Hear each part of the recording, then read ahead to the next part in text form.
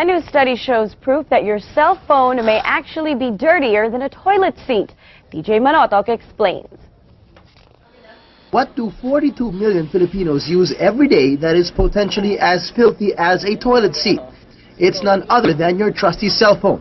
According to Dr. Rafael Castillo, we may not realize it, but from our everyday use, our cell phones are already collecting lots of different germs and even bacteria.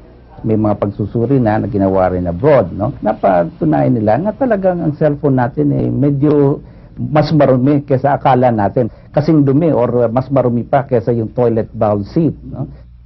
Dr. Castillo adds that it is highly possible that bacteria could already be living and mutating in dirty cell phones. One that doctors fear the most is the methicillin-resistant Staphylococcus aureus bacteria, or MRSA, which could be lethal if ingested and is so far untreatable by antibiotics. But the more potentially life-threatening ones nga nag-grow in some of the studies ay Staphylococcus aureus at saka yung Acinetobacter baumannii, no? These are bacteria, germs nga maring maging sanhi ng mga serious infections like pneumonia.